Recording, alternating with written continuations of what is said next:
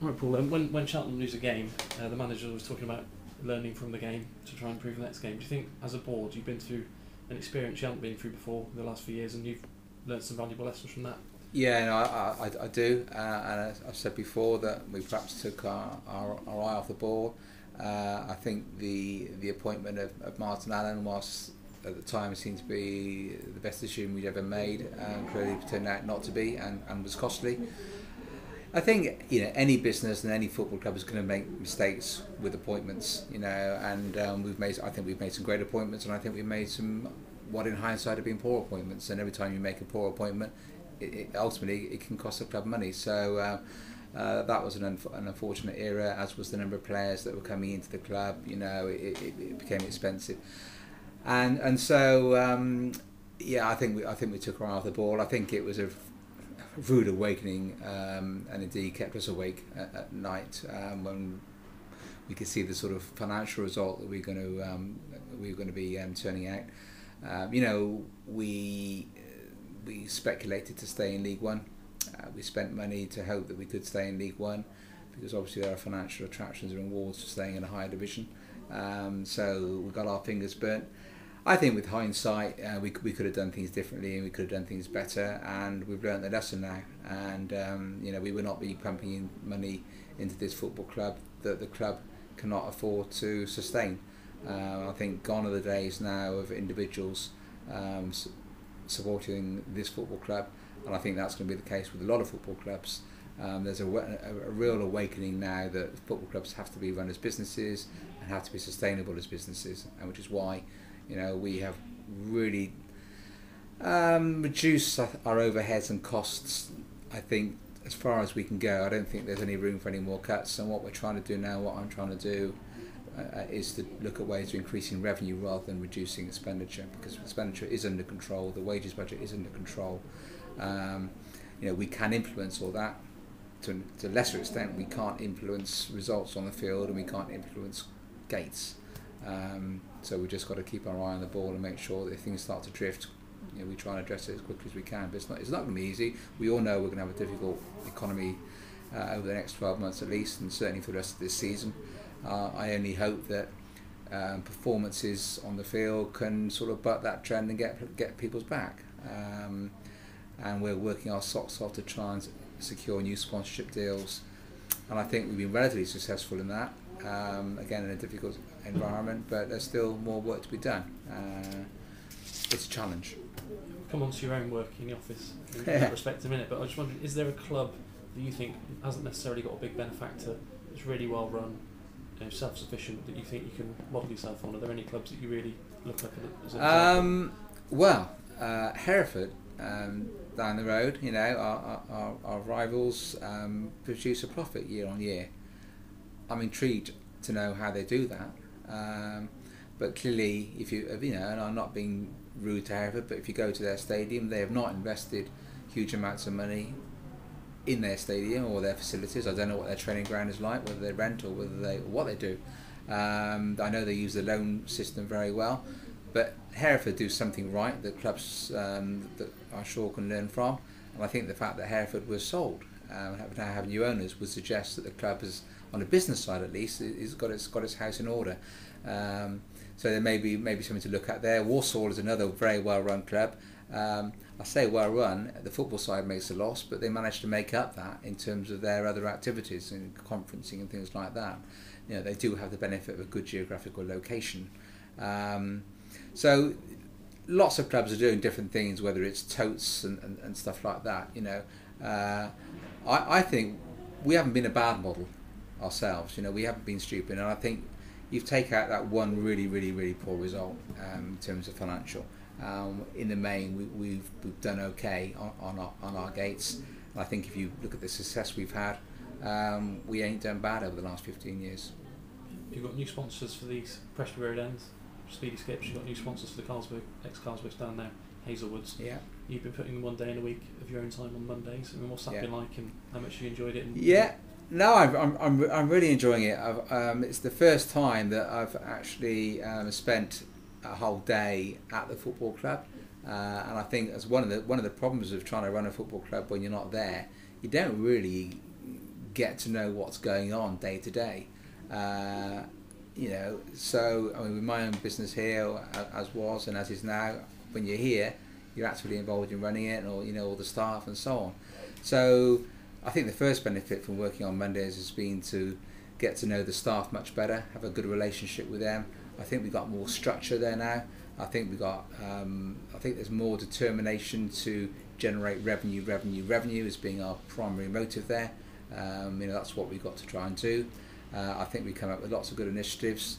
I'd like to think I come up with some ideas, but Tony, James and Leanne have been fantastic too. We do have a really good team of staff there actually, and I think from working there, I do appreciate probably more than ever what a good team we've got. They're not the best paid people in the world, but they love the football club. And I think we've had people coming in to work a day a week just on the phone to try and make appointments for me. So on Monday, what I'm trying to do is just spend time meeting sponsors. And generally speaking, on a Monday, I will see 2 or 3 or 4 potential sponsors. And to be fair, we've turned quite a few of those potential sponsors into actual sponsors. But I can assure you it is very difficult, and we're spending hours and hours and hours on the phone to companies, and for every 10 phone calls, 20 phone calls, you might get 1 positive response, and for every 5 positive responses, you might get 3 new sponsors. It is difficult, and even when you've got existing sponsors, I've been amazed how much time it takes to tie up a match sponsorship. From getting the agreement of the company to do it, to then agree which match they want to do, and they've got to make sure they can get the people to that match. It often takes 6 or 7 phone calls in 2 or 3 weeks from the time you think you've sold a match sponsorship to the time that actually you realise that you have sold it. So it's a lot of hard work. But I think that's probably the same in any sales environment. You've got to keep on the phone all the time. You've got to chase people up. People invariably don't return phone calls, don't return emails because they know that you're after money. So sometimes you've got to be a bit thick-skinned and just make that phone call again and again and again. And eventually, they'll either get very unhappy with you and tell you to go away. But in the main, they understand where the football club's coming from. And they also actually appreciate that when they do come along as match sponsors, they have a really good time. The food's good, and we look after people well, and they do actually enjoy it. So once they're there, it's fine, but sometimes it's hard work getting them there. Right. Another source of income this season has been the ground share in Gloucester City. How pleased are you with the deal, and how's that been going so far? I've been delighted with the deal. The bar revenues have been great, and that's been a real bonus. Bit disappointed with Gloucester's results because obviously, whatever our historic differences, I want them to do well because I want them to have bigger crowds because that benefits us and it benefits them, and hopefully it secures perhaps another season at our stadium. So it's no good to us having crowds of 200 there. It's no good to them too. They've speculated to come to play with us and use our facilities, and I hope for them that it works out. The crowds have been going down, I think. I think they've also played some of the smaller teams in terms of support in that division, people like Droylsden and Corby, and I think when they start to get people like Stafford and Telford down, hopefully we're going to see some decent crowds there. I've been along to one game, went along to the Corby game, and I quite enjoyed it. A lot of us have been involved in Cheltenham Town when we were non-league, and we enjoyed it then. And just because you're not in the Football League, you can still enjoy your football.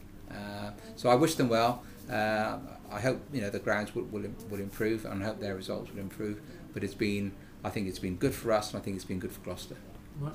Moving back to football, you've overseen Steve Cottrell, Graham Olner, Bobby Gould, John Ward, Keith Downey, Martin Allen, and Mark Yates. Completely different range of characters and managerial styles. How do you think Mark compares to the others in terms of managerial style? How would you describe his managerial style? Blimey. Obviously, I don't see Mark on the training ground, but we see him in the dugouts. I don't go into the dressing room and hear what goes on down there. I'd say Mark is calm. I think he's determined. I think he's got respect to the players and the management team, and I think he shows respect to everybody around him, from chairman down to ground staff and everything like that. I think we've got a really happy ship. I think he's got a good team of people around him. I think he's got some good characters. I think essentially he loves the football club. He understands that when we had the success with him as a player, that was down to team spirit and togetherness. It wasn't down to throwing loads of money at things. It wasn't down to ranting and raving. It was down to having a solid understanding, I think, of what we're about. I think his signings have been great. He's a gentleman as far as his dealings with the board are concerned. He's honest. He puts in a good day's shift and more, as indeed does Neil and all of the team. Me and Weston, we, like I was telling you about the staff in the office. We've equally got, I think, probably now one of the best management and coaching setups that we've ever had. And I love it that we've got people like Jamie Victory involved now, Russell Milton and Bruffy, and all these people that were part of the success in the early days. It's great to have them back, and I think you John, will know from being down the training ground that we've got a really happy bunch. And I think if you've got a happy bunch on the management side, you're going to have a happy squad. And I think if you're happy at work, you're far more likely to perform. And if you respect your boss, you're far more likely to perform too. And I think we've got all that now. Yeah. Putting you on the spot slightly at this early stage, what are your honest expectations for the season? What would you like to see? What do you think the team's capable of? Well, I think we are going to be heavily dependent upon the fitness of the existing squad. And actually, one of the things we have invested in is a fitness coach.